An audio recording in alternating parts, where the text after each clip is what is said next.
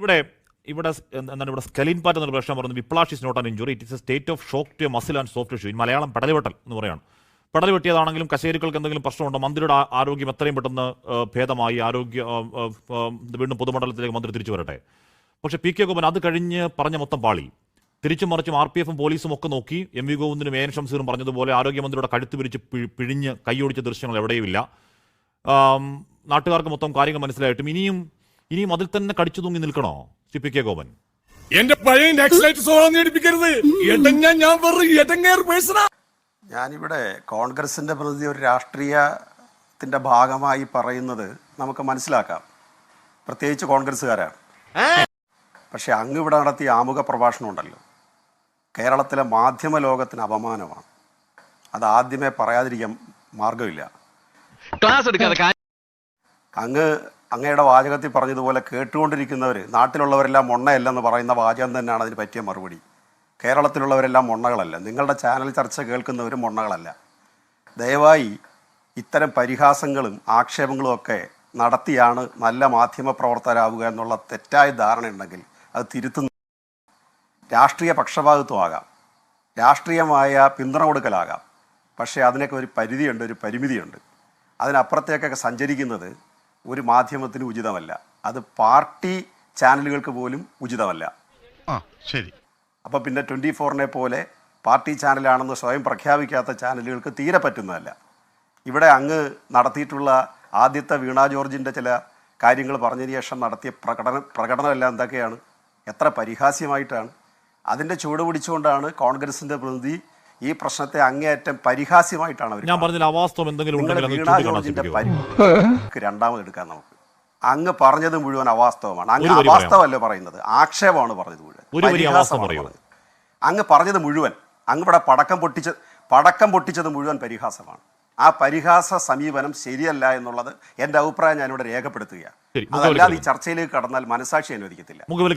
രണ്ടാമത്തെ പ്രശ്നമാണ് പരിക്കിന്റെ പ്രശ്നം. രണ്ടാമത്തതാണ്, എന്താണ് പരിക്കിന്റെ പ്രശ്നം?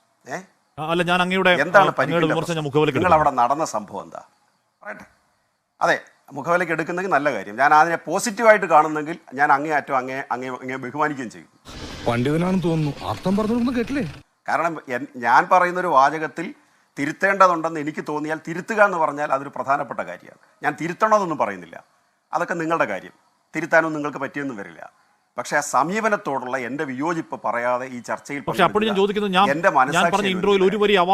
മനുഷ്യത്വം എന്നൊരു ഒരൊറ്റ ഒരു അവാസ്തവം അങ്ങ് ചൂണ്ടിക്കാണിക്കണം. ആരോഗ്യമന്ത്രിയുടെ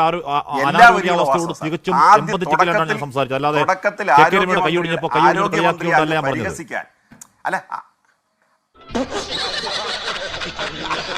ആരോഗ്യമന്ത്രിയുടെ ചില കാര്യങ്ങൾ ആമുഖമായി പറഞ്ഞതിന് ശേഷം അങ്ങ് അതിനെ സംബന്ധിച്ച് നടത്തിയത് മുഴുവൻ ആക്ഷേപകരമാണ്. KK കുറിച്ച് പറഞ്ഞതുപോലും ഇത് ആക്ഷേപിക്കാൻ വേണ്ടിയാണ്. കൈയൊടിഞ്ഞപ്പോൾ പാർട്ടി പറഞ്ഞതുപോലെ ഞാൻ പറഞ്ഞിട്ടില്ല. ഉമ്മൻചാണ്ടി നെഞ്ചു പൊട്ടി കിടന്നപ്പോൾ ഉമ്മൻചാണ്ടിയുടെ തൊലിക്കെട്ടിയെ കുറിച്ച് ഞങ്ങൾക്കറിയാം. പക്ഷെ നെഞ്ചിന് ഇത്ര വലിയ ലോഹക്കൂടുണ്ട് ഞങ്ങൾക്കറിയുമായിരുന്നില്ല. അതിപ്പോൾ ഉമ്മൻചാണ്ടി പറഞ്ഞപ്പോൾ ഞങ്ങൾ അറിയുന്നത് എന്ന് പിണറായി വിജയൻ പറഞ്ഞ പോലെ ഒന്നും ഞാൻ പറഞ്ഞിട്ടില്ല, എന്നാരും പറയുകയില്ല. ഞാൻ പറഞ്ഞതിൽ അവാസ്തവമായി ഒന്നുമില്ല സിപ്പിക്കുക. ഞാൻ പറഞ്ഞത് എന്താണ്? ഞാൻ പറഞ്ഞത് ഇതിനെ അനുപാതരഹിതമായി പെരുപ്പിച്ച് കേരളത്തിൽ ഒരു സംഘർഷം ഉണ്ടാക്കാൻ ഒരു നീക്കം നടന്നോ എന്നാണ് എൻ്റെ ചോദ്യം. ഞാൻ വരാവുന്നേ, അതിലേക്കൊക്കെ ഞാൻ വരാം. ഞാൻ പറഞ്ഞത് ഞാനത് രേഖപ്പെടുത്തിക്കൊണ്ട് തന്നെ പറയുന്നുള്ളൂ എന്ന് പറഞ്ഞുള്ളേ ഉള്ളൂ.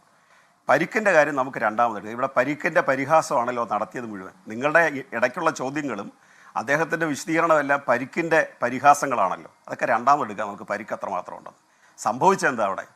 നിങ്ങൾ ഒരു ദൃശ്യവും ഇല്ല എന്ന് പറയും. പോലീസുകാരുടെ നടുവിൽ നടന്നതിന് അവിടെ ഡ്രോൺ ക്യാമറ ഇല്ല ദൃശ്യം എടുക്കാൻ, കാരണം അവർ ചുറ്റപ്പെട്ട് നടക്കുന്ന ഒരു സംഭവമാണ്. എന്നാൽ ഓൺലൈൻ ചാനലുകളും പല മീഡിയകളും പുറത്തു കൊണ്ടുവന്നൊരു ദൃശ്യമുണ്ട്. അങ്ങൊരു നല്ല മാധ്യമപ്രവർത്തനാണല്ലോ, അങ്ങ് പരിശോധിച്ച് നോക്ക്. ഒരു പ്രതിഷേധം അതിൻ്റെ പുറത്ത് നടക്കുന്നു, റെയിൽവേ സ്റ്റേഷന് പുറത്തൊരു പ്രതിഷേധം നടന്നോട്ടെ, സ്വാഭാവികം. ഒരു മന്ത്രി റെയിൽവേ സ്റ്റേഷൻ വരുമ്പോൾ പുറത്ത് പ്രതിഷേധിക്കുകയോ കരിങ്കൊടി കാണിക്കുകയോ മുദ്രാവാക്യം വിളിക്കുകയോ പിന്നെ നിങ്ങളൊക്കെ ചെയ്യുന്നത് പോലെ അവരൊക്കെ ചെയ്യുന്നത് പോലെ ചീത്ത വിളിക്കുകയോ എന്തോ ആയിക്കൊള്ളട്ടെ, അതെല്ലാം അവിടെ നടക്കട്ടെ. പക്ഷേ മിനിസ്റ്റർ റെയിൽവേ സ്റ്റേഷൻ അകത്ത് കയറിയാൽ അവർ ഒരു വനിത മാത്രമേ ഉള്ളൂ, ബാക്കി പോലീസുകാർ മാത്രമാണ്. അവരുടെ പേഴ്സണൽ പ്രോഗ്രാമാണ്. പിന്നെ റെയിൽവേ സ്റ്റേഷൻ്റെ പുറത്ത് അവർക്ക് പൊതുപരിപാടി ഉണ്ടായിരുന്നു, റെയിൽവേ സ്റ്റേഷനകത്ത് അവർ വ്യക്തിപരമായിട്ട് യാത്ര ചെയ്യലാണ്. ആ യാത്രയെ തടസ്സപ്പെടുത്താൻ പൊതുരംഗത്ത് നമ്മൾ പരസ്യമായിട്ട് പ്രഖ്യാപിച്ചുകൊണ്ട് റോഡ് ഗതാഗതം നടത്താം, സംഭിപ്പിക്കാം, മന്ത്രിമാരെ തടയാം, ഇപ്പോഴും ഞങ്ങൾക്ക് അതിന് തടസ്സമുണ്ടെന്ന് പറയുന്നില്ല. പക്ഷേ അവർ റെയിൽവേ സ്റ്റേഷനകത്ത് കയറി കഴിഞ്ഞാൽ അതൊരു പ്രൈവറ്റ് ഏരിയയാണ്. അല്ലെങ്കിൽ പ്രൈവറ്റ് ഏരിയ എന്ന് ഞാൻ പറഞ്ഞത് റെയിൽവേയുടെ ഒരു പ്രൊട്ടക്ഷൻ ഏരിയയാണ് അവിടെ, അല്ലാതെ അത് പൊതുസ്ഥലമല്ലെന്നല്ല പറഞ്ഞത്. അവിടേക്ക് 2 പേർ ഒളിഞ്ഞും പാത്തും കിടക്കുന്ന മുഴുവൻ മീഡിയകളിലും നമ്മൾ കണ്ടതാണ്. ഒരു ഒരു വിദ്യാർത്ഥി കയ്യിൽ കരിങ്കൊടിയുണ്ട്, മറ്റൊരാളുടെ കയ്യിൽ ബാഗുണ്ട്, അയാൾ പാൻസി ഷർട്ടുമാണ്, മറ്റേ ആൾ മുണ്ട് ഷർട്ടുമാണ്. ഇവർ 2 പേരും കൂടി മന്ത്രി വന്നപ്പോൾ പോലീസ് അതിൻ്റെ പുറകിൽ പോകുന്നു. അവർക്ക് പോലും പ്രതീക്ഷയില്ലാത്തവണ്ണം ഇവർ നുഴഞ്ഞകത്തേക്ക് കയറുകയാണ്. അകത്തേക്ക് കയറിയതിൽ നീല ഷർട്ടിട്ട ആളെ മാത്രമേ തടയാൻ പറ്റിയുള്ളൂ. ഞാനിപ്പോ തരട്ടെ, ആ ദൃശ്യം ഞാനിപ്പോ തരട്ടെ, ആ ദൃശ്യം തരട്ടെ, ആ ദൃശ്യം ഞാൻ അങ്ങേക്ക് അയച്ചു തരാം. ഈ ചർച്ച തീരുന്ന അയച്ചു തരാം. അതുമായിട്ട് എനിക്ക് കിട്ടുന്നു വെച്ചതാണല്ലോ. എന്റെ സ്വഭാവം അങ്ങനെ, ഞാൻ വെക്കുമ്പോ എല്ലാവർക്കും തോന്നു കൊള്ളും. അത് പലരും മനസ്സിലാക്കി നിൽക്കുന്നതും കേരളം കാണാൻ ദൃശ്യങ്ങളാണ്. അങ്ങ് അയച്ചു തരണം. കേരളം ഇതുവരെ കേരളം കാണാൻ ദൃശ്യങ്ങളാണ്. അങ്ങ് അയച്ചു തരണം. അങ്ങ് എത്ര പേര് അയച്ചു തരണം. ഞാനത് അത് സംപ്രേഷണം ചെയ്യും, ഉറപ്പായും സംപ്രേഷണം ചെയ്യും. അത് അയച്ചു തന്നിട്ട് ഇന്ന് ഞാൻ ഉറങ്ങും. എന്റെ അല്ല ഉറങ്ങാ അങ്ങനല്ല, 8 മണിക്ക് മുമ്പ് എനിക്ക് അയച്ചു തരണം. കാര്യം അങ്ങനെ മക്കളുണ്ടെങ്കിൽ അതെനിക്ക് ചർച്ചക്കിടയിൽ തന്നെ കാണിക്കണം. അതേ ഉള്ളൂ. അപ്പോ അതിന്റെ പുറകിൽ നിന്നിട്ട് ഇവർ 2 പേരും വരുന്നത് ജനലിൽ കൂടെ എത്തി നോക്കുന്നു. ഒരു പയ്യൻ പോയി ജനലിൽ കൂടെ എത്തി നോക്കുന്നു, മന്ത്രി എവിടം വരെ ആയി എന്നറിയാൻ. എന്നിട്ട് ഇയാൾ പുറകെ ഓടിന്നിട്ട് ഈ രണ്ടാമത് പാൻസ് ഇട്ട ആൾ അകത്തേക്ക് കയറിയിട്ട് അയാളെ ഒരു വെളുത്ത ഷർട്ട് ഇട്ട പോലീസുകാരൻ പിടിച്ച് പുറകോട്ട് മാറ്റുന്നു. ഇത്രയാണ് നമ്മുടെ മുമ്പിൽ വിസിബിളായ ദൃശ്യം എന്ന് പറഞ്ഞാൽ. ബാക്കി അതിനകത്ത് നടന്നത് ഡ്രോൺ ക്യാമറ ഇല്ലാത്തതുകൊണ്ട് അത് പുറത്തു വരാൻ സാധ്യത, കാരണം പിന്നീട് മുഴുവൻ പോലീസ് കവറിംഗ് ആണ്. ഇനി ഇതൊരു കാര്യം. രണ്ടാമത്തെ കാര്യം, ഇവിടെ മന്ത്രിയുടെ കഴുത്തിന് പറ്റിയ പരിക്ക് നിങ്ങൾ പിരിച്ചൊടിച്ചതും വേറെ എന്തെങ്കിലും ചെയ്തൊക്കെ അവിടെ ഇരിക്കട്ടെ, സന്ദർഭത്തിൽ പലതരത്തിൽ സംഭവിക്കാം. ഈ പാർട്ടി സംസ്ഥാന സെക്രട്ടറി പറഞ്ഞാൽ സത്യം വിടലിവെട്ടൽ എന്നുള്ളത് നമ്മുടെ അങ്ങ് പറഞ്ഞുകൊണ്ടിരിക്കുക അല്ല, ഇപ്പം എന്താ ചെയ്യുക? അങ്ങ് ഈ കോൺഗ്രസിന്റെ പ്രതിനിധി പറഞ്ഞപ്പോൾ ഒരു വിഷമവും ഇല്ലാതെ കേട്ടോണ്ടിരിക്കുകയും അങ്ങയുടെ ഇൻട്രോ മാത്രം അല്ല, അങ്ങ് മണിക്കൂർ എടുത്ത് അങ്ങയുടെ ഇൻട്രോ കേരളത്തിലുള്ള മുഴുവൻ ആളുകളെ, കേരളത്തിലുള്ള മുഴുവൻ ഇടതുപക്ഷക്കാരെയും കമ്മ്യൂണിസ്റ്റ് നേതാക്കന്മാരെയും അല്ല അങ്ങനെ പറയാതെ കേരളത്തിലുള്ള മുഴുവൻ ഇടതുപക്ഷക്കാരെയും മന്ത്രിയെയും പാർട്ടി സെക്രട്ടറി എല്ലാം 15 മിനിറ്റ് ആക്ഷേപിക്കാനുള്ള അങ്ങയുടെ സ്വാതന്ത്ര്യം മാത്രം ഞങ്ങൾ അനുവദിച്ചു തരാം. എന്താ ഇങ്ങനെയൊക്കെ പറയുന്നത്? കള്ളു കുടിച്ചിട്ടുണ്ടല്ലേ? ബാക്കി ഒന്നും സംസാരിക്കാൻ സമ്മതിക്കില്ല. ആ ഏർപ്പാട് വേണ്ട.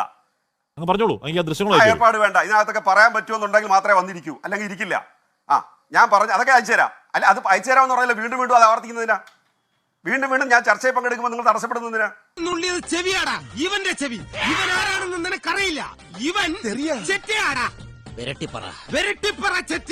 ആ ഏർപ്പാട് വേണ്ട. ഞാൻ പറഞ്ഞത് ഇത് നമ്മുടെ നാട്ടിലൊക്കെ ഉളുക്കെന്ന് പറയും, പെടലിവെട്ട്.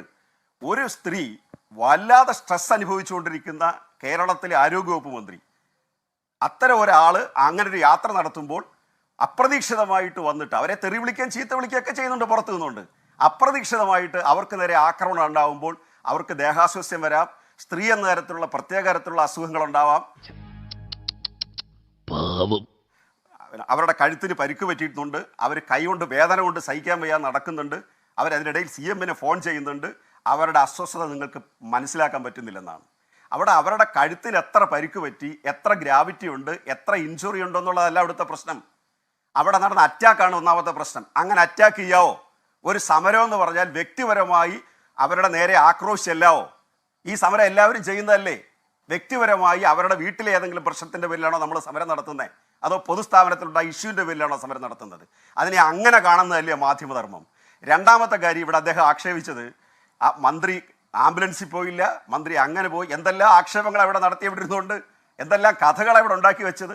മന്ത്രി 2 ദിവസം ICUവിലും മറ്റ് ചികിത്സാ സൗകര്യത്തിൻ്റെ ഭാഗമായി അവിടെ ലഭ്യമായ ചികിത്സ ഉപയോഗിച്ചുകൊണ്ട് അവർക്ക് അടിയന്തരമായിട്ട് തിരുവനന്തപുരത്ത് പോയേ പറ്റൂ.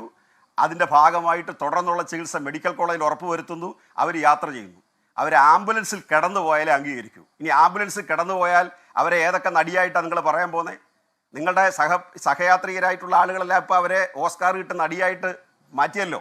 ഇപ്പം കേരളത്തിൽ ഇനി ഇത്തരം ഏത് പരിക്കുകൾ പൊതുപ്രവർത്തകർക്കുണ്ടായാലും രാഷ്ട്രീയക്കാർക്കുണ്ടായാലും എന്തായാലും അത് അഭിനയത്തിൻ്റെ ഭാഗമാണല്ലോ. നാളെ ഉണ്ടായാലും മറ്റന്നാളുണ്ടായാലും നമുക്കിതൊക്കെ റെക്കോർഡ് ചെയ്ത് വെക്കണം. ഇനി എല്ലാം ഉണ്ടാവുന്നത് അഭിനയത്തിൻ്റെ ഭാഗമാണല്ലോ. ഇത് രണ്ടാമത്തെ കാര്യം. ഇനി നമ്മൾ ചർച്ച ചെയ്യേണ്ട വിഷയം എന്താ? ചർച്ച ചെയ്യേണ്ടുന്ന വിഷയം, ഇത് ആരോഗ്യവകുപ്പ് മന്ത്രി നമ്മുടെ ആശുപത്രികളിൽ ആവശ്യത്തിന് മരുന്നില്ലാതെ വന്നാൽ, ഡോക്ടേഴ്സ് ഇല്ലാതെ വന്നാൽ, പശ്ചാത്തല സൗകര്യം ഇല്ലാതെ വന്നാൽ, മെഡിക്കൽ രംഗത്ത് വേണ്ടത്ര ശ്രദ്ധയില്ലാതെ വന്നാൽ, ഒരു സ്ഥാപനത്തിൻ്റെ നേതൃത്വം എന്ന തരത്തിൽ അതിൻ്റെ ധാർമ്മികമായ ഉത്തരവാദിത്വത്തിൻ്റെ പേരിൽ നമുക്ക് സമരം ചെയ്യാം. ഇവിടെ സംഭവിച്ചത് എന്താ? ഇവിടെ സംഭവിച്ചത് ഇവർ ആരോഗ്യവകുപ്പ് മന്ത്രി അല്ലാതിരിക്കുമ്പോൾ, അത് ആർക്കും തർക്കമുള്ള കാര്യമല്ലല്ലോ, അങ്ങയുടെ ഡേറ്റാസിലോ തർക്കമുള്ള കാര്യമല്ലല്ലോ. വീണ ജോർജ് ആരോഗ്യവകുപ്പ് മന്ത്രി അല്ലാതിരിക്കുന്ന സമയത്ത് കേരളത്തിലെ ഒരു ആശുപത്രിയിൽ ഒരു സർജറിയുമായി ബന്ധപ്പെട്ട് നടന്ന പ്രശ്നമാണ്. അത് അവിടെ വെയിൻ കട്ട് ചെയ്യുന്ന സിസർ അല്ല, ബ്ലഡ് വരാതിരിക്കാൻ വേണ്ടി അവർ ഉപയോഗിക്കുന്ന ഒരു ഉപകരണമാണ്. പലരും ചേർന്നിട്ടാണ് സർജറി നടത്തുന്നത്. ഞാൻ അതിലേക്ക് എത്തി. അതിലേക്ക് വരല്ലേ?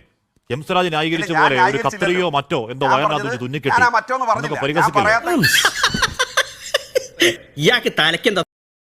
ആ കത്രികയുടെ ചെറിയ നീളമൊന്നും പറയല്ലേ. ഒരു കത്രിക ഒരു വയറ്റിൽ വെച്ച് 5 വർഷക്കാലം ഒരു വീട്ടമ്മ നടന്നു, ആ വേദന മൊത്തം സഹിച്ചൊരു വീട്ടമ്മ നടന്നു. എന്നിട്ട് ആ കത്രിക പുറത്ത് നമ്മൾ കണ്ട ഈ നീളത്തുള്ള കത്രിക, അത് ഇത്തരമുള്ള നേരത്തെ പറഞ്ഞ പോലെ എന്ത് മാക്കോട്ടെ അതൊന്നും അല്ല. ഞാൻ അങ്ങനെയൊക്കെ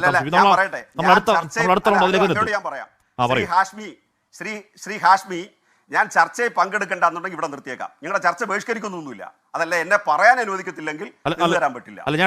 ഞാൻ പറഞ്ഞത് അവിടെ എന്തെങ്കിലും അരുതായ്മ സംഭവിച്ചില്ലെന്നല്ല, അവിടെ സർജറിയുടെ വിവരമാണ് ഞാൻ പറഞ്ഞത്. ആ സർജറിയിൽ വെയിൻ കട്ട് ചെയ്യുന്ന അല്ലെങ്കിൽ സർജറി നടത്തുന്ന സർജിക്കൽ സിസർ അല്ല അവിടെ അകത്തായി പോയത്. ഡോക്ടേഴ്സിനെല്ലാം അറിയാവുന്ന ഒരു കാര്യമാണത്. അവർ ബ്ലഡ് ലീക്ക് ആകാതിരിക്കാൻ വേണ്ടി ചെയ്യുന്ന ഒരു ഉപകരണമാണ്. അത് അകത്ത് പോയാൽ തീർച്ചയായിട്ടും ചെയ്ത ആൾ നിരുത്തരവാദപരമായിട്ടാണ് പെരുമാറിയത്. ഒരാളല്ല സർജറി നടത്തുന്ന ഒരു ടീമാണ്. ആ ടീമിൻ്റെ പിഴക.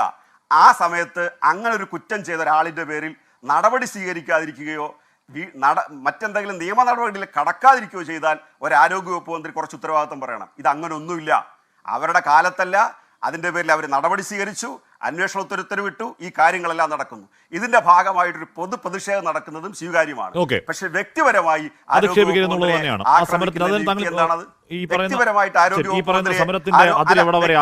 ആരോഗ്യവകുപ്പ് മന്ത്രിയെ ആക്രമിക്കുന്നതിന്റെ ശരിയാണ്. സമരത്തിന്റെ അതിലെവിടെ വരെ ആകാമെന്ന് ചർച്ച ഉറപ്പായും വേണ്ടതാണ്. ഞങ്ങളിലേക്ക് എത്താം. ആനന്ദ് കൊച്ചുകൂടി ഇവിടെ ഈ പറഞ്ഞ പി കെ ഗോപൻ പറയുന്നത് പോലെ ഈ കത്രിക വയറ്റിൽ ആയിപ്പോയ ഒന്നല്ല 2 സംഭവങ്ങളുണ്ടായി. ഹർഷനയുടെ അടക്കം ഒരു പാവം കുഞ്ഞിന്റെ SKന്റെ തമ്മിൽ വരും ദിവസങ്ങളിലെ ഷോയിൽ ആ കുഞ്ഞ് വരുന്നുണ്ട്. കണ്ടൊക്കെ അങ്ങ് സങ്കടം വരുന്ന കുഞ്ഞാണ്. ഒരു കൈ മുറിഞ്ഞു പോയ ഒരു കുഞ്ഞിന്റെ അവിടെ സിസ്റ്റം പരാജയത്തിൽ ഈ സിസ്റ്റം കൊന്നുകളഞ്ഞ കൊല്ലത്തെ വേണുവിന്റെ സങ്കടകഥയ്ക്ക് മുന്നിൽ അങ്ങനെ ഒരുപാട് വാർത്തകൾ വരുമ്പോഴാണ് ഇത്തരത്തിൽ KSUവിന്റെ ഒരു പ്രതിഷേധം, അതിരുകടഞ്ഞ പ്രതിഷേധം എന്ന് പറയാവുന്ന രീതിയിലുള്ള പ്രതിഷേധം, അതിരുകടന്നെന്ന് വേണമെങ്കിൽ പറയാം. ആരായാലും ഈ പരാജയത്തിന്റെ ചിത്രങ്ങൾ നിങ്ങൾ വെളിവാക്കുമ്പോൾ കേരളത്തിലെ ആശുപത്രികളുടെ വിജയത്തിന്റെ ചിത്രം കൂടി നിങ്ങൾ ഇടയ്ക്ക് കാണിക്കണം. ശരി, ഓക്കെ. പരാജയത്തിന്റെ ചിത്രം കാണിക്കണം. ശരി, ഏത് മഹാൻ വന്ന് കാണിച്ചു സർക്കാരിൽ PRD ഒരു വകുപ്പുണ്ട്, അതിന് പണം കൊടുത്തതൊന്നും ഉദ്യോഗസ്ഥരുണ്ട്. ശരി, ഓക്കെ, വിട്ടേ, അത് വിട്ടേ, നമ്മുടെ വിഷയമല്ല. എന്റെ ചോദ്യം ആനന്ദ് വെച്ചുകൂടാ. അല്ല, എന്റെ ചോദ്യം ആനന്ദ് വെച്ചുകൂടാ. അത് തന്നെ ലോക നിലവാരത്തിലുള്ള. ശരി, ആയിക്കോട്ടെ, ലോക നിലവാരത്തിൽ. ശരി ഗോപൻ, ശരി, ലോക നിലവാരത്തിലെ കേരള ആശുപത്രി, ലോക നിലവാരത്തിൽ കത്രികൾ വയറ്റിൽ പോകുന്ന കുഞ്ഞിന്റെ കൈ മുറിച്ച് കളയുന്ന ഈ പറയുന്ന നായയുടെ വില പോലും ഇല്ലല്ലോ അൻവർ സാത്ത് എന്ന് പറഞ്ഞൊരു CPM കാരൻ മരിച്ചു പോകുന്ന ലോക നിലവാരത്തിലെ കേരളം സമ്മതിച്ചു. കുഞ്ഞിന്റെ കൈ